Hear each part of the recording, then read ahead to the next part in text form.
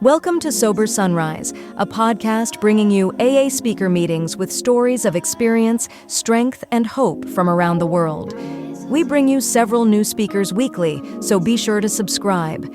Whether you join us in the morning or at night, there's nothing better than a sober sunrise. We hope that you enjoy today's speaker.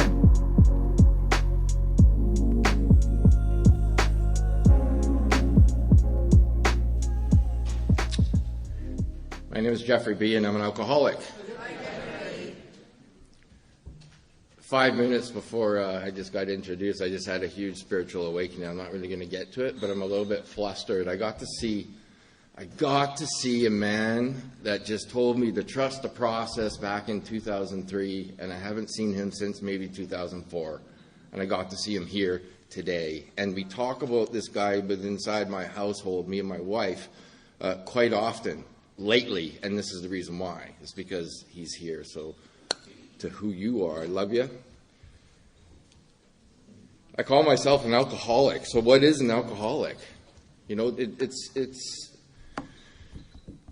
in short, you're going to see me reference a bunch of pages out of the Alcoholics Anonymous literature. It's kind of what I do, but it's not that I'm going to base it on the first 100 men and women's experience. Yes, it will, but I'm also going to base it on mine because I have a story. You know, and the literature talks about that I'm supposed to share in a general way what Jeff was like, what happened, and what Jeff is like now. Not what it was like, because the it can get into a little bit of fables and dishonesty and craziness, right? And I want to thank the Roundup Committee, everyone that's been of service here. I want to thank Rodney for doing what he does here, and I also want to thank the facility and the people that encompass this facility for allowing us to have this space for the weekend. And once again, I call myself an alcoholic. So what is it? So here's a page reference. Page 44 of the Big Book states that if Jeff honestly wants to, he cannot quit entirely. So what does that mean? What does it mean that Jeff cannot quit entirely? I've tried to stop drinking about 5,500 times. That's what that means. Something happens within inside me and within inside my brain where I think it's okay, or I'm not like you people. Or, you know, I remember 1996 Peach Fest, MC Hammer was in the house. And I went there that weekend and I drank and I went to work on Tuesday. Maybe I can drink again, sort of thing, right? And then it says that if one drink and I can't control the amount I take. So what does that mean? It means this. Derek, hockey game's on tonight. You got to work tomorrow. I got to work tomorrow. We got obligations. We got stuff we need to do, right? So let's just go to this little pub, watch a hockey game, and only have 1, 2, or 3 drinks. That's it. And what happens to me is that I don't have 1 or 2 or 3. I have 11, 22, or 33 about 99.9% of the time. That's why I call myself an alcoholic. One of the great things about this weekend is that I get to share this podium, this microphone with this man right here sitting in the front row, and his name is Marty J. Marty J is my sponsor, and he's been my sponsor for just over 5 years. So this is a great honor, sir, to be sitting in the room with you and sharing this podium. Where am I going to begin? I remember driving in my mom and dad's car. I was about 6 or 7 years old and driving to the Children's Hospital in Vancouver. Not really knowing why I'm going to the Children's Hospital or why I'm there for 2 weeks straight. Why am I in the Children's Psych Ward? I'm not too sure. Still to today, I don't really know, but I do know when it comes to an insidious spiritual malady.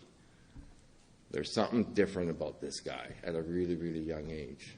You know, I remember sitting there in a doctor's office with this Dr. S. and talking about feelings, you know, and it made me feel real uncomfortable. And the reason why I tell this brief little historic story about myself is that there was something wrong with me.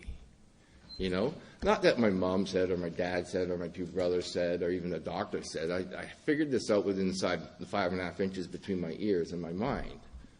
You know, and a year later I found myself back there again, not sure what's going on. You know, I was needles and machines and these magic milkshakes that I guess would tell these machines what's going on with my body and all that kind of stuff. And I remember looking at, okay, sometimes I'm just going to talk and I don't even know where it's coming from, but I remember looking out this window in the 70s and at this playground at the Children's Hospital, and a swing was going with just this one little kid on the swing, just the loneliness that I thought this child might have had, and I could relate to that, just being so alone. Moving forward into grade 8, it was about a week into being in grade 8, so, just going through what a 13-year-old boy goes through, a whole new school. I had 2 friends, that's it, 2 friends, and a few hundred people at the school. And I got smoked by the speeding car, and I did an end over my handlebars, and I landed flat on my knees and my stomach, and I picked myself up, and I heard this big bang. And what this big bang was my brain. And my brain said this to me. It said, if I'm going to one day not be here, why am I even here in the first place? So already for 6 to 8 years of a depressive state, I went into a really massive depressive state of not really understanding what life is and why even be around. I haven't even touched alcohol yet. This all does not make me an alcoholic whatsoever. Age of 17 is when I had my first drink, and I hated it. I hated the way it tasted. I hated the way it made me lose control of my body movements, meaning stumbling all over the place. I just couldn't be me, But there was something enticing about this. And I knew when I woke up the next day that I was probably going to do it again. By the age of 18, I was working downtown in Vancouver at a bar. This bar, I will just keep it nameless. But it was how I got working there was I'm drunk. And I'm playing foosball at this bar, and I was playing against the owner of the bar, and I said, if I beat you, you have to hire me. So I got in using my older brother's ID, and I beat him. So the very next day, which is a Sunday night, I started working underage at this bar in downtown Vancouver. And it was magic. Like our literature talks about when they're drinking, I have arrived, and I have arrived. I thought I was the guy off Studio 54. All hundreds of people coming into this establishment to see me. I met people from all over the world, especially from not just BC, but into the States, into Washington, into Portland, and became friends with them and got them into the bars, got them into other bars. I was just lit up. I was just on fire. And what we had to do there was drink. So I'm a beer slinger by trade. That's what I do. I did it for 12 years.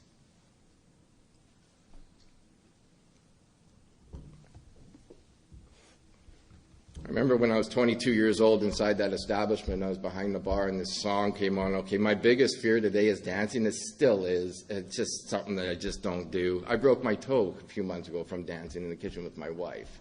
So it's just, yeah, Jeff, don't dance sort of thing. And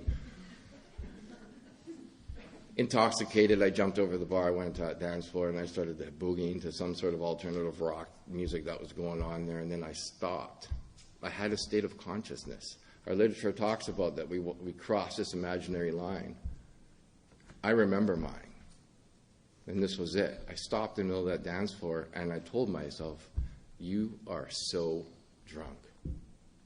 You're a disgrace to this establishment. You probably look horrible. You're probably even dancing horrible. You need to stop drinking. You need to go back behind the bar, grab some water, put some coffee on, finish your job, and go home. So I did. Walked around the back of the bar, put some coffee on, had some coffee, had some water, and the first customer that came up to me ordered 2 shots of this and 2 glasses of that, and I poured 4 shots of this and 4 glasses of that, and I joined them. No mental defense. Can anyone relate? That carried on. So my drinking got so out of control there. In the late 90s, my dad, we're just going to refer him to as Hoagie because that's his nickname. My dad, Douglas, is his name, and he was about 6'6", 250 pounds, tall, handsome. He was a Viking. He's from Sweden. This guy was just an ox, like a Viking guy, but so gentle. He was diagnosed with cancer. So I'm already slowly burning my life down to the ground. I can't control my drinking. I've tried to stop so many times. You know, when you're singing in the porcelain bowl and then you wake up and you're blaming on the chicken the night before, that kind of thing. And yeah, he got diagnosed with cancer, and then he became cancer-free, and then within a year or 2 years it came back, and it got him, right? It was terminal. And I watched my dad go from this big Viking to about 90 pounds soaking wet, hunched over, could barely walk. One of my last memories of him was him shuffling at St. Paul's Hospital, just walking down the hallway. And I remember this one time, so I'm a write-off, like I'm just out of control. He looked over at me, I looked at him, and this is what he said to me. He didn't say it to me, but this is what my brain said. The reason I'm like this is because of you, Jeff.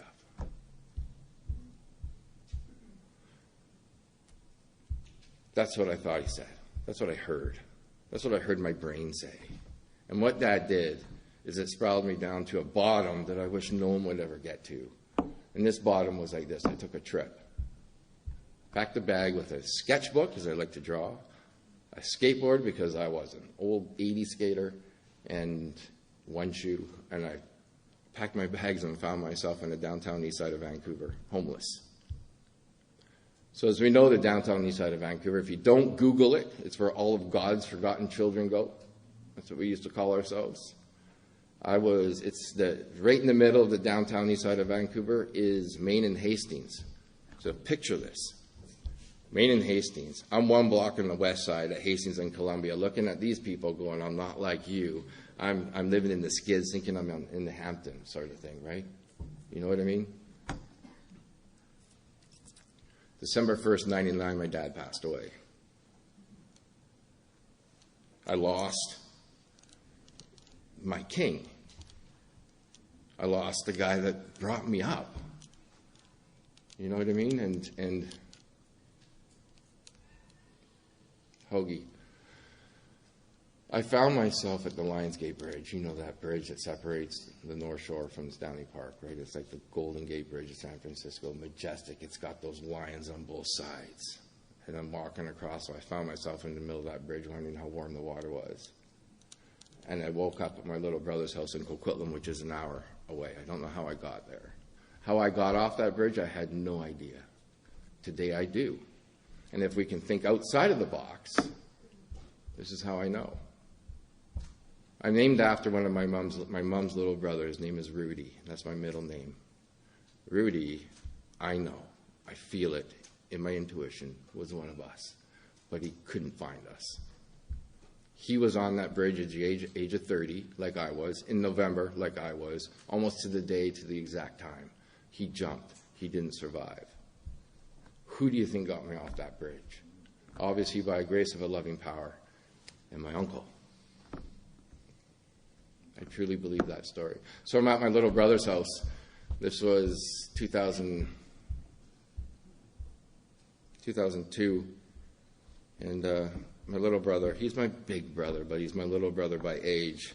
He works in the health industry, and he's a personal trainer. And one of his clients was a guy named Corey W. Some of you, where are you? I've got to find you. The guy I just saw before the meeting.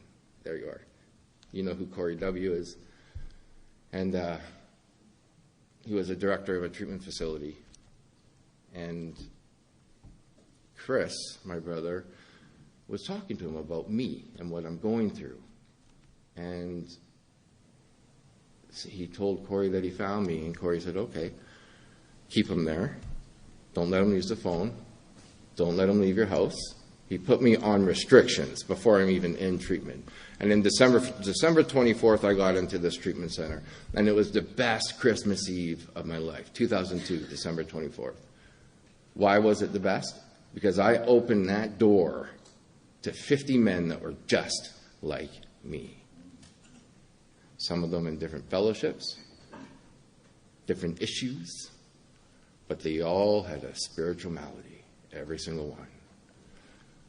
And I felt somewhat part of. I learned how to brush my teeth. I learned how to do the dishes. I learned how to cook food, all this, the living life, kind of, inside a facility. I was given one of these. So this is my big book. Just got a nice cover that I got from Chris R. from Texas. And they said, go up. I have nothing against facilities. I love them. I love the work they do. They got me to meet you people. But this is what happened to me. It's my truth and my story. I was given a big book to go to my room and read it and do the steps. So I did. So I sponsored myself.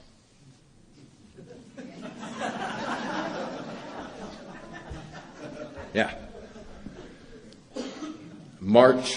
Middle of March 2003, I decided it would be great to just have one drink. That's it, just one drink, just that one drink. And I ended up having that one drink. And then like our friend that spoke earlier, maybe I wasn't that bad. A week later, I had 1 or 2 drinks. A week after that, I don't even know, I can't count that high. But what happened to me in that relapse is it took me to a more of an emotional bottom. There's no bridges, but there was so much dishonesty, there's so much delusion, there's so much defects of character or shortcomings, just giving birth again, and my bottom this time was more of an emotional bottom. And it was August 15th, 2003, I phoned that treatment center, and the person working at that certain treatment center, bless him, told me that I should have got it the first time. Hung up the phone, and I said, I knew who I need to phone, and it was Corey. So I phoned Corey on his personal cell phone, and he said, get in there tomorrow, we're going to get you on a couch. Backtrack a little bit. That first time in treatment, my very first meeting with you people. So check this out. It was a Thursday night. I'm 4 days sober. It's just after Christmas. And we get into the druggy buggy. Some of you might know about that stuff. And we go to this meeting. It was a men's meeting called Newport Men's. And this is my experience there. And it was it's still today is one of my favorite experiences besides waking up each day to see my babies and my wife.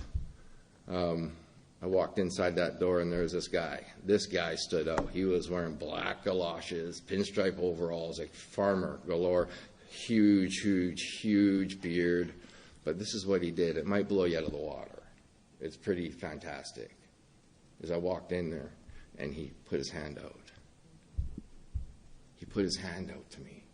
The last person that ever did that was a long time ago, prior to that day, right? And I felt something. It was good. New, but it was good. And I walk into that room, and there's this table just like this. Some guy sitting here that we call the chairperson, and there's another person sitting over there called the secretary. This guy. When I turned 19, my first legal drink was in this pizza joint called Bella Pizza in Richmond, BC. There's a man there, or a young man named Chad. Chad T, we'll just call him. Chad was a man's man. This guy had the gift for the gab. He knew what he was doing. He was tall, dark, and handsome. It's like, I want to be like that guy. When I walked inside my first meeting, there he was, 2.5 years sober. I've always wondered where Chad went. I've watched his life get a little crazy, and then he just disappeared. And there he was. So that's my first experience with you people. That meeting was a men's meeting, like I said before, and it was all Scottish people, so I couldn't even understand anything they're saying. No idea. I just kept looking at Chad and the guy at the door. Santa, Chad, sort of thing. But there was something there. I could feel it, just like I could feel it here. There's something going on. So that relapse, I ended up going back into treatment August 16, 2003. So by the grace of a loving God, strong sponsorship, the 12 steps of Alcoholics Anonymous, the fellowship of Alcoholics Anonymous, our traditions and our concepts, I have been sober ever since August 16, 2003. And for that, I'm truly grateful. Into sobriety now. I knew what I needed to do. I knew I needed to learn to take directions from this treatment center, but I also knew I needed to go back to where I met you people. and not just to go to that meeting, but just go to a bunch. Like, what is it that you guys have? I don't quite know, I'm still not an alcoholic yet. Yeah, I've lost the power of choice and control in drinking, but I'm still not an alcoholic. I didn't realize I was an alcoholic in depth, until I was 14 years sober. I grabbed a sponsor. His name eludes me right now, but he lives in Nanaimo right now. And the reason why I picked this man, because he scared the poop out of me, covered in tattoos. He rode a big, loud motorcycle, exactly opposite what I would go to. I'm like, okay, I need to change everything. I went, Dave R. I went to Dave, and I'm like, Dave, sponsor me. And is there a wrong way to sponsor? I don't know. I don't have the answer to that. Is there a wrong way to do the steps? I don't know. As long as just do them. Just do them. And if you're new, I know there's someone new here. If you're trying to figure this out, please just give us till you're halfway through step 9. Give us to that, because something's going to happen at that point. He took me through the steps. He said, Jeff, are you an alcoholic? I said, yes. Do you believe in a power greater than yourself? I'm willing. Let's get on our knees and do the 3rd step prayer. That fast. There's nothing wrong with that, but I missed the forwards. I missed the doctor's opinion. I missed more about alcoholism. I missed our friends Jim, Fred, the man of 30, and my best friend, the jaywalker. I love that story. The jaywalker. It's such my go-to because it explains the progressiveness of this disease. Let's look at the jaywalker. The jaywalker, the guy likes to go across the street and get hit by moving vehicles, right? The first is a car. Gentle, it's just a car. Hopefully it's a little Volkswagen. But he gets hurt. He goes to the hospital. He recovers. And then he decides to do it again. This time he gets hit by a trolley. We call them buses today. A little bit bigger than a Volkswagen. See the progressiveness? Gets hurt. I think he even has brain damage. Goes to the hospital. Recovers. Physically. Steps outside of the hospital and he sees that fire engine. And that fire engine is going fast. If the siren's going, he jumps out in front of it. The progressiveness of our disease. That is a really crazy story in our big book, but I can relate to it. And we started doing the 4th step. I got through the 12 steps. I had somewhat of a spiritual awakening. I kind of liked what you guys had. I'm willing to go to I'm somewhat willing to go to any length to get it. But I fell in love with the rooms of AA. I fell in love with talking in front of microphones. I'm the type of person, if you see me outside of this room and we're at dinner, I'm quiet. I'm this guy way over here, even today. But something happens to me. Like your energy, the spirit, this God thing that fills this room, the spirit of what's in this room that isn't AA is here. Something happens. My reset is a paralyzed mind. Picture that. Paralyzed, I can't move. Mime, I can't speak. Was my go-to. It's not today. But that's who I used to be. So I fell in love with you people, and things were starting to go real good. And I remember that second time through treatment, going through the steps, and we got to step 9 inside this facility. And there's 2 things. One I would not even bring up. I didn't even put it in my 4th step. And the second thing is that I just don't know how. I just didn't know how. And the one thing I wouldn't bring up was whatever it was. And today it's a financial amends, and today it's still not being amended, but the willingness is there, and the financial part of it is in the bank collecting high interest until that day happens. Right? It's there. I can't find the people. I don't know anything about it, but it's there. It's there. And the other one was when my dad... There'll be 3 times when you're going to see me teary-eyed, and it's just gratitude. It's not sorrow. And it's when I talk about my father, here it comes. When I look at this man, and when I talk about my wife. A month before my dad passed away, I'm in their house, so I'm homeless, but I'm in their house. His wallet's on the table. I pick his wallet up. And I stifled through it. And whatever I found, I put into my pocket. And I turned around. He was right there, right behind me. He's so cancer broken. And he's watching his middle son do this stuff. And he looked at me in tears. Why are you doing this? And I didn't know what to say. I looked at him, and I just left. I just left. I couldn't even live with myself with that. How does an untreated practicing alcoholic who's got all these insecurities, all these fears, all these defects, live with that? And how we do that is we drink. We drink so we can get the effects produced. It's a sense of some sort of delusional ease and comfort. How am I supposed to make amends to that? One, he's not here physically. He's in the absolute truth. My dad has no form. So this is what I did. I wrote a letter, read it to myself, threw it in the garbage. Yeah, it was kind of okay. You know, something happened. But then the next time through the steps, he came up again in my 4th step.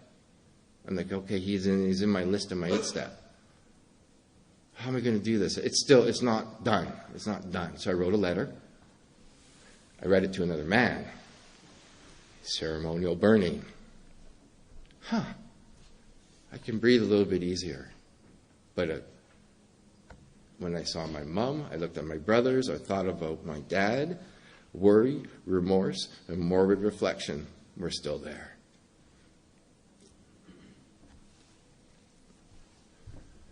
Seven years into my sobriety, I'm sitting in the back of the meeting. You know what they say about people sitting in the back of the meeting? It's the shoe section. It's where the slippers, the loafers, and the sneakers hang out. That was me, because it's right by the exit door, right? After the meeting was over, this man named Charles S., he might get a tear too. Charles S., I hope you people can meet him. This man changed my life. This is what he did. He came to the back of the room, and he said, Jeff, my name's Charles. And I'm like, yeah, I know who you are. I'm untreated in the rooms with a little bit of, not even sobriety. I am just dry. And I introduced myself. And I had this feeling of, finally, like safety, answers, because I was dying in the rooms of AA. And he said, are you willing to meet me at my house this Monday and bring your big book? And I said, yes, sir. Yes, I am. And I met him at his house. And this is what he did with me. And it will blow you out of the water, too, just like Santa with his hands. He sat across the table from me, opened up the big book, had a 12 and 12 right there for 6 and 7 stuff, you know, because the big book, 6 and 7. 14 lines in the big book. That's all I'm saying with it, right? But, we went through steps 1 through 12 with step 5 with another guy named Randy P., who was my sponsor at the time. And it took us about 8.5 hours over 8 weeks. We went through it all, and I got lit up. Things changed. I heard what the message this book had. I heard what you guys are saying and you gals are saying in these rooms. And I started to sponsor people. You know, I was on fire. Step 9 came up with my dad. What am I going to do now? And this is what the man said to me. He said, use God in these amends. And this is what God gave me. Jeff, your dad, before he died, he carried this pillow that my mom's daycare kids, my mom had a daycare, these little kids, 5 and under, all did their own signature, and one of the moms sewed it onto this pillow. And he carried this around for about the last 3 months of his life. It helped his back when he sat down, was the main reason why. And he loved these kids. He said, go grab that pillow. Go to your mom and dad's house. Grab your mom. Get her permission if it's okay for you to do this. And you go sit by the pool that your dad made for his 3 boys back in the late 70s. Because I remember every Sunday morning waking up and I knew where my dad was. He was cleaning the pool in the middle of summer, and he loved doing it for us. So I made direct amends to my dad through my mom. And it worked. I had to voice it. I had to voice it to someone that knew as well, knew my actions, knew who I was, knew who he was. And she listened, and she gave me feedback. And she said, Jeff, you missed this, which I did. And I became free. And how I know I became free? The next weekend, I'm sitting at my house. So I'm not quite married. I have 2 beautiful little babies, these angels.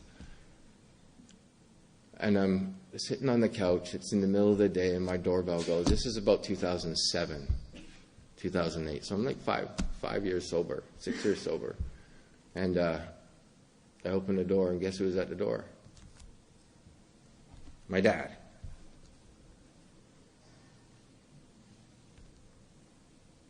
Obviously, it was some sort of vision, but he was there.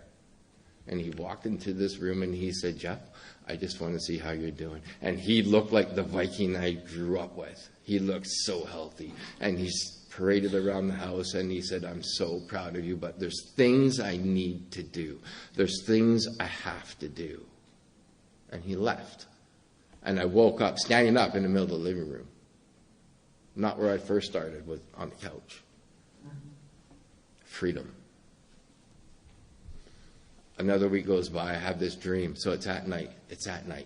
And it's a dream. I had to go to the hospital. And I needed to bring my mom and my 2 brothers. And, I fly in my dreams. I'm like super crazy Superman in the dreams. So I'm sitting there in the hospital, and they have a drape around someone that's in the room there. And I levitate to look over the drape. And there's this older lady. She lived a graceful life. She was in her 90s. And she took her last breath. And I watched her cross over. But she was holding someone's hand. Guess whose hand it was? Hoagie. He looked at me and he disappeared. That's what my dad does today. And by the grace of the 12 steps of AA and this power and strong step 12 work, because Charles wasn't my sponsor, but he carried a message, I became free of the biggest amends that this guy had to make and overcome and be free from. So, 8 or 9 years sober, I became one of these. Maybe you can relate to it.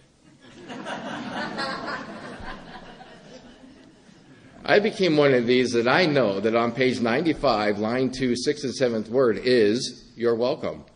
It is. Look it up. I became one of those animal mechanical guys. I started sponsoring a lot of people with my big book tucked under my arm. Not that there's anything wrong with that. One of my favorite animals in the Disney movie Bambi is the rabbit, Thumper. But if it wasn't in the first 164, forget about the forewords and the doctor's opinion, I went from 1 to 164, I'd give you one of these. It's not in here. Come on, no, I don't need to hear it. I became one of those. And what eventually happened to me, because our disease is progressive, like some of you have already talked about, is that I truly believe relapse starts at our current state of consciousness. What does that mean, Jeff? Okay, so relapse is up here. And now I start to become a little bit more conscious. I become more awoke. I start to practice principles. See, the relapse is starting to go down. I'm starting to, be free. These resentments are starting to go away. The fear is starting to fall from me, all this stuff. So I'm like this, But this is just, it's going to, if I don't continue, if I don't not just maintain, but if I don't grow, if I don't do 10 and 11 and discipline myself to do 10 and 11, if I don't look at all my innermost selves that I'm an alcoholic, if I don't do the 4-step, if I don't do all this, the inventory, especially if I don't carry this message, and if I don't practice these principles in all our affairs, this happens. Relapse happens. Took about 3 years, 3 or 4 years from that day.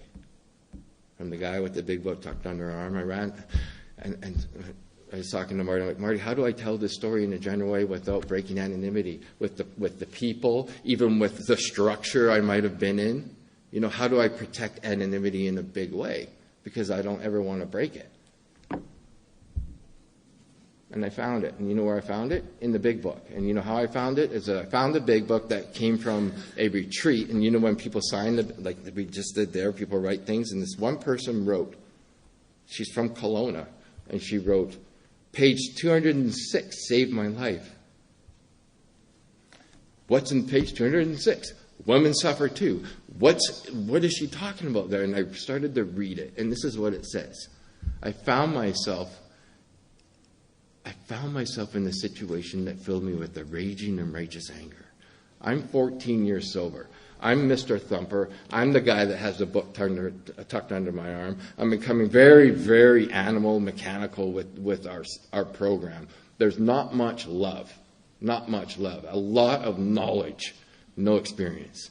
And one night, it was a Friday night, I found myself in a situation that filled me with a raging and righteous anger. Let me say it again. I found myself in a situation that filled me with a raging and righteous anger. That's what it was like. I was so angry at the situation that I have never felt an anger like this, even as a child, before drinking or during drinking. This was new. This was so new. And like my new friend talked about in his little share, my brain did this. You know what'll fix that, Jeff? A drink. Get off that stool you are.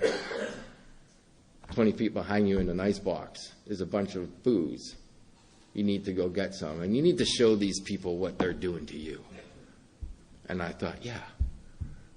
And I thought about Hazel, my 7-year-old daughter.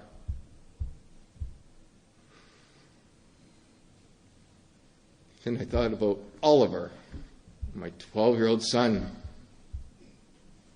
And then I thought about Jeffrey, my 17-year-old son. Then I thought about my wife, Brandy.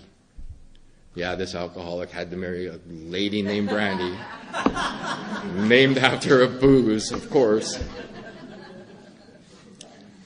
The reason why I say that is because they didn't have the power to save me. Because I still got off that seat that I was sitting in, and I still made my way to over where this ice box is that was loaded with a lot of alcohol.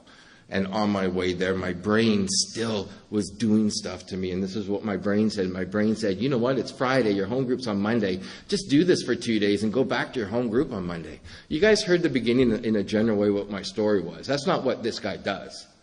I have one. I'm going to have 100. And I'm going to go find a bridge. And probably this time, I'm probably going to see how warm the water is. I'm probably going to feel how warm the water is. That's what happens to me.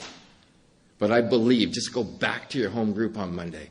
Do this for 2.5 days. Show the pain people are showing you, Feel all this kind of stuff. And I went to go do it.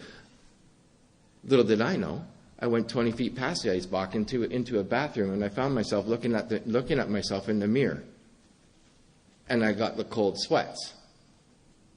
And I heard this voice, and if you guys were in that room, you would have heard it too. And this is what this voice said to me. It said, you can do that or you can come find us. You guys would have heard it. And I white-knuckled it that night.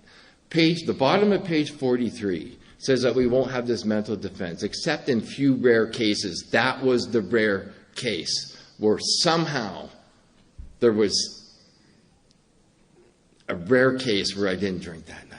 And I white-knuckled it. And I woke up the next day and I spun the globe and I put my finger wherever this lands, I'm going to go and I'm going to seek AA there. And it was called the Richmond Roundup, 2017. I go to the Richmond Roundup, almost dead from the night before, almost drunk from the night before, guilt, worry, remorse, morbid reflection. I'm riding the 4 horsemen.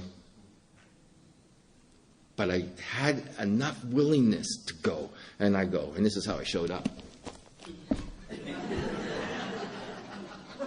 Yeah, broken, so afraid. And I showed up to you people with this that's my ego, my egoic personality. Mr. AA in an egoic way. But I'm dying. And I sit down at this round table by myself in complete isolation. this man in a suit comes up and sits down beside me and introduces himself as Tim W. And we just start chatting about nothing, just chatting. And I'm pretending, I'm faking everything. And then another man in a suit, we'll call him Mr. Marty J. This man right here. He sits down, he knows man in suit number 1, Tim W. They start conversing. They start conversing with me. I'm like, okay, this is weird. What's going on here? Something's going on here. I don't know what it is, but whatever. Another guy in a suit. Suit man number 3 sits down. This guy's short but built like an ox. This guy had a lot of energy and a lot of oomph behind his vibe. He sits down. He knows Marty, and he's talking to Tim. They're all chatting away, and I'm sitting there going, okay, what the deal? What is this? So this man, suit number 3, wrote Grounded in the Big Book. His name is Lyle P. So back to the washroom the night before. I had a choice to go to God or not to go to God. And thank God I went to God, because God put me in front of 3 heroes. There are no heroes in the AA, but that day there were 3. Marty, Tim, and Lyle, and they embraced me. They embraced me. And the chairperson of that roundup goes, we have a special guest for our first speaker. His name is Tim W. from Portland, Oregon. I think he's a descendant from Chuck C., the lineage. And he went up there, suitman number 1, went up there, told his story. I'm like, okay. Whoa, this is just a little, this is lots. This is so much stuff. He sat down. I'm like, what is going on here in my brain? And then she said, okay, we have another guy going to do, his name is Marty J., and he's going to do an hour-long talk on 6 and 7. I show up, and as he pushes his chair back, I tug on his suit jacket, and I go, Marty, how are you going to do this? It's 14 lines in the big book. You got to do this for an hour? Really? How are you going to do this? He went up there, introduced himself as Marty J., sober member of Alcoholics Anonymous, and he looked at me and he said, watch. Today, this is 2007, 5 years later, if they didn't shut that roundup down that night, like if it didn't close, he wouldn't even be on step 7. He would not even be there yet. He'd still be in step 6. There's so much in step 6 and 7. He sat down, and I'm having these moments. I'm having an awakening. I'm like, Tito, get me a tissue. I don't know what's going on here. Lyle goes up there and tells his amazing, grounded story. And it lit me up. And the next day, or that day, Marty, I don't even know when, but I said, Marty, I need a sponsor. Will you sponsor me? And this is what this guy did. He said, yes. Meet me at a coffee shop called the Laundromat at this such and day. Bring your big book, da-da-da. And we sat down and we started going through the 12 steps of Alcoholics Anonymous in a way that I've never been done before. It's in a way where we really focus. He really knew how to focus what my issues were, Yeah, I'm dry. I mean, I haven't had a drink in 14 years, but I'm an emotional wreck. We got to page 30 of the big book, and it says, we started reading, and I read it. We had to concede to our innermost self that I was alcoholic. Is that what it says? No, it doesn't. And you're going, what are you talking? Yeah, it does, Jeff. No, it doesn't. We had to concede into our innermost selves. It's plural. So I got to look at all my alcoholic selves. I got to look at all my egoic personalities. Mr. AA self, father self, friend self, business owner self, all these selves. And I didn't realize that I omitted them all being alcoholic. They all are. Every single one of them. I had a moment there. I had a huge awakening. I got into the willingness of the second step, and then we got into pages 60 to 62, step 3. Holy, it's not just a third step prayer. It's not just a decision and get on your knees and do a prayer, or don't get on your knees and do a prayer. There's so much more to that. There's a requirement in there. A requirement. I have to understand this. If I don't, I'm going to have a hard time with 4 through 12. A real hard time. I had to understand that, Jeff, when you run your life, even though you meant well, it probably won't be a success. And I had to go through all the different instances in my current life where I was running the show. And it looks like this. Ask yourself today, what you won't give up.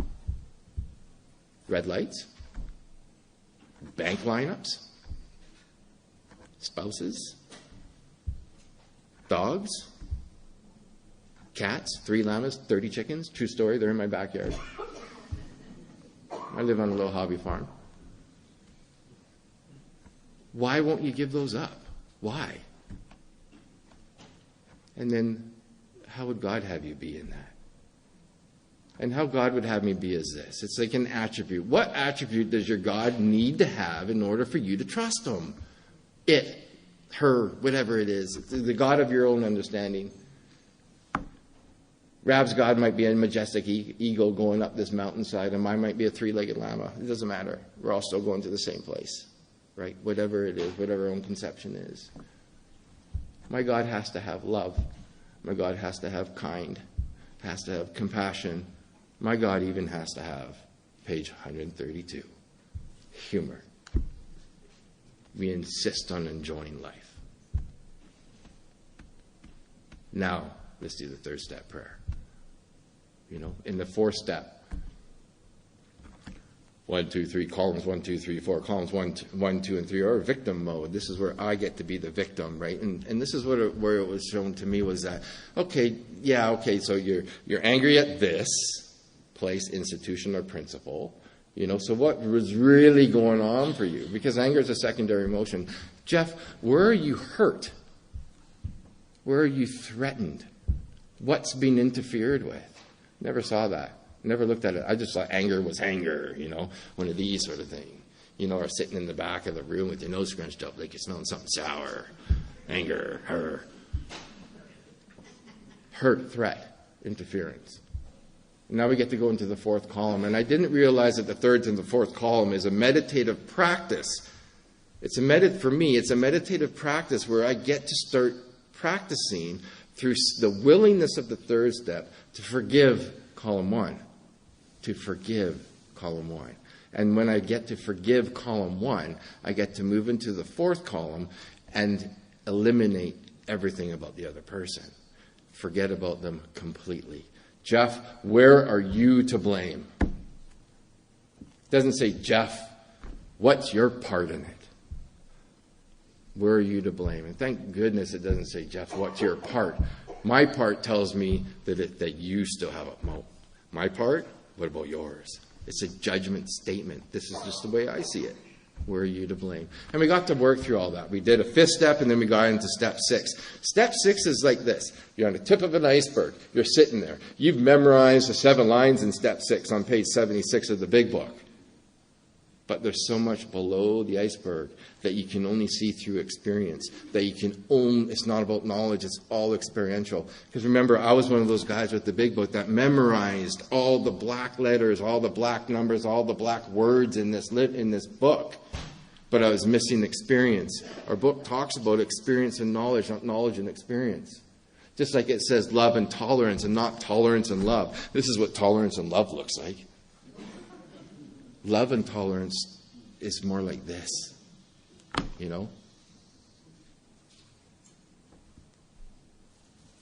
When I'm disturbed, you can see the step 6.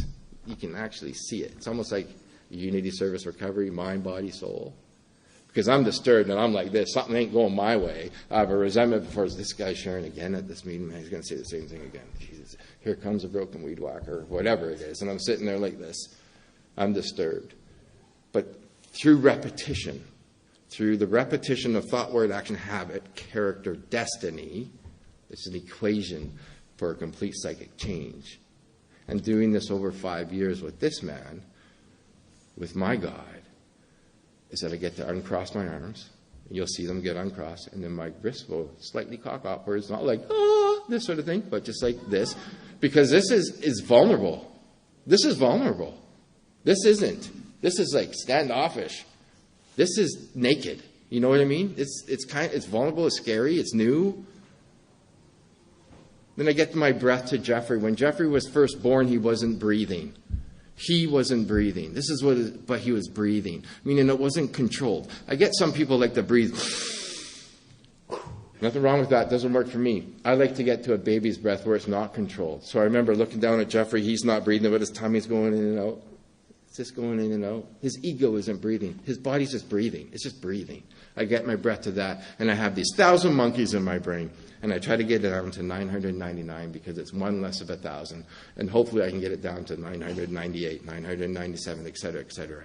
This is my entirely ready. Now I'm getting entirely ready because what Jeff is looking for, Jeff is looking with. So I have a resentment, but I'm going to look for God like this. I'm not saying it's not going to work, but look at the depth by doing something like this and watching your breath, getting out of that dark room and getting into light.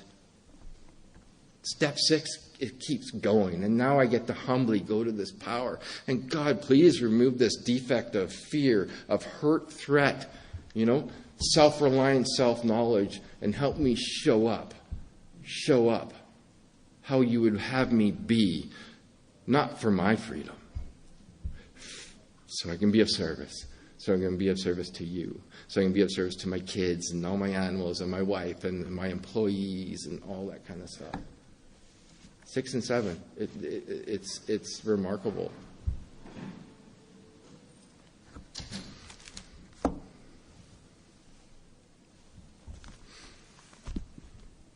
My wife, Brandy,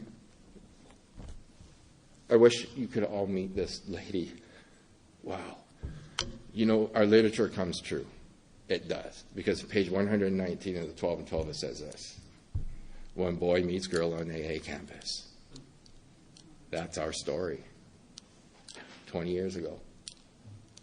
We're still together. We have 3 kids.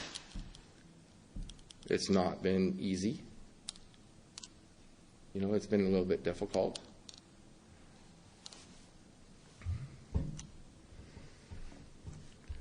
A year to the day that my 14-year thing happened, so I'm being sponsored by Marty, and we just hit it off. Me and this guy have a relationship that it goes beyond sponsorship. There's so much friendship. There's so much love.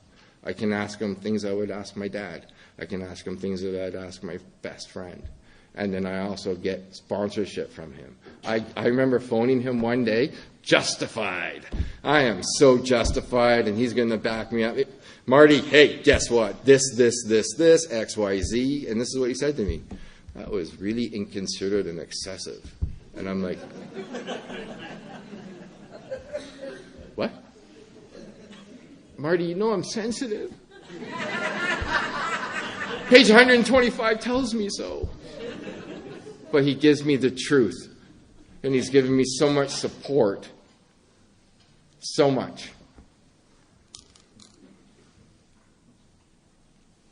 Marty's sponsor, Dwayne. Dwayne, he's going to talk about him. He's also got a nickname that Marty will get into. But Dwayne passed away February 7th, 2019 or 20. And this is what I did. I knew that, this is Marty's first. This is the guy that sobered Marty up 47 years ago. And he's going to have feelings. I'll go to God. I go, God. Dwayne passed away. Marty's going to go through whatever he's going to go through. Can you be there for him? And then I went to Hoagie because I know what Dad does. He helps people cross over. I go, Dad, when you meet Shrek, can you grab his hand? And you two can go feed Clancy his coffees. I left my office, went to Starbucks, and this white car cut me off. Cut me right off. And I looked at the license plate. And guess what the license plate said? Hoagie.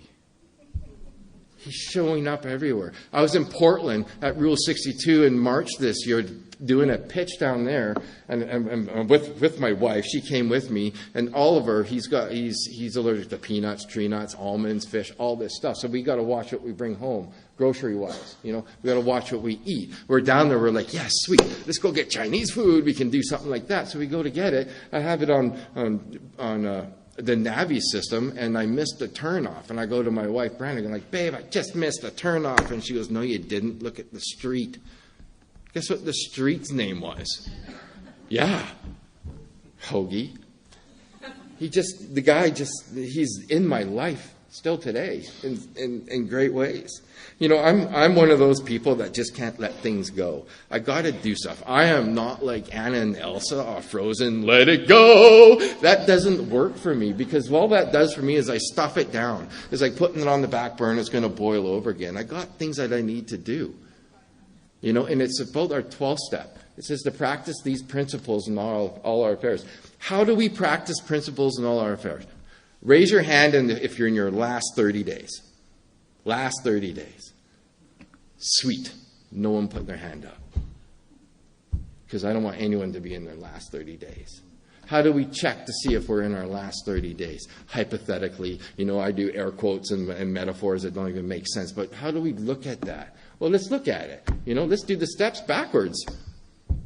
How are you at the bank? How are you at work? How are you with your wife? How are you showing up? How is your conduct with the human race? You know, how are you with your animals? How are you with yourself? Ask yourself all these questions and then go, are you sponsoring people? Yeah, well, I'm still sponsoring the 2 people that I originally sponsored 80 years ago. Well, what about the new person? Where's your new experience with that? Go grab a new guy. The COVID thing it's coming to an end, sponsors.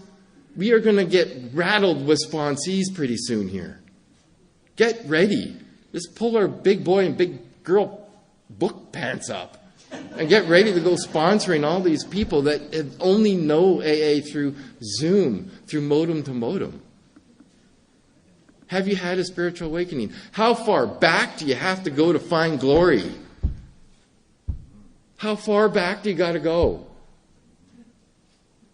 I hope we don't have to go far back right now. Well, maybe an hour ago was where you found glory. You probably not find any glory in this picture, but I'm just saying, how far back do you got to go? And if you can't find it when you walk through those doors here, I hope you found it on awakening. Step 11, on awakening, where we get to be divorced and self-pity, dishonest and self-seeking motives by the grace of a power that we found deep down within, page 55. Hopefully that's as far back as we need to go to find grace, to find glory. If you got to go back any more than that, then let's phone your sponsor and get into a 4th step, coupled with understanding the self in step 1, the willingness in step 2, and what you won't give up in the 3rd step. What are you doing on page 84? When you get disturbed, are you at once, immediately, or quickly going to God, calling someone, making amends? Are you? Where are you in your 9th step? Where are you in your amends from when you first sobered up? Whether it be a day ago or whether it be 83 years ago. Where are you in that? Where are you in your 9th step, in your current step, your steps? Are you being honest and open about talking about your life and your situations today with your sponsor? 5th step. You know, where are you in your 4th step? You know, you still being a victim? If I'm like that, then what I've done is I've placed myself on the bridge of reason, page 53. The bridge of reason is a good thing. So what I've done is I've came off the shore of glory, of faith, of our 3 legacies, and I went onto this bridge. And it's a good thing because now I get to look at self and acknowledge that, okay, I ain't perfect. You know, or okay, I got stuff going on for me. So now I have 2 choices. You know, I get to go to what it says on page 133, where we get to cheerfully capitalize on it so we can let God demonstrate His power, or I can go into the fear inventory. I can go into self-knowledge and self-reliance, which will show up as fear and hurt, which will show up as anger. I get to do all that stuff. And being on the bridge of reason, like I said, isn't bad. But if you stay there for someone of my variety, watch out. I'm not saying you're going to drink, but you will definitely think. If we stay on the bridge of reason, it's like this. I have a gun. I'm going to put a 6-shooter. I'm going to put 6 bullets in there. I'm going to put it to my temple, and I'm going to pull the trigger, hoping the gun jams. Roulette. And why is it roulette? I'm going to read it word for word. It was quoted, page 24. But not this paragraph. The fact is that Jeff, for reasons yet obscured, have lost the power of choice and drink. Jeff's so-called willpower becomes practically non-existent. Jeff is unable at certain times to bring into our consciousness with sufficient force the memory and suffering of humiliation of even a week, a month, or 19 years ago. Jeff is without defense against the first drink. Jeff is without defense against the first think. Now, I'm deciding to be on this bridge, knowing there's a solution, but I'm not going to let go of that doorknob. I'm not going to drop the rock because I want it my way. See how scary that is? If you're a real alcoholic, if you're an alcoholic of my variety, that suffers from whether it be a twofold or threefold illness, whatever it is. Relapse starts at a current state of consciousness. Where are you in your consciousness?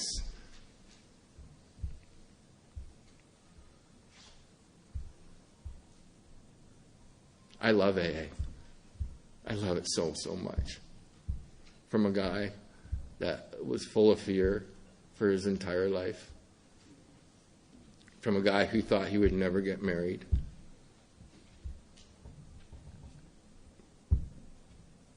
I never thought I would have kids. I didn't think I was going to make it till I was to 30 years old. It's a direct result of AA. Without it, I would have nothing. The last 2 years have been super sensitive in my life. Relationship renovation. COVID. We've all been there. Business having an effect on COVID.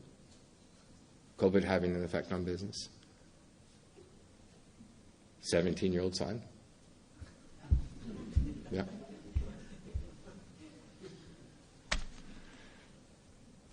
Cancer.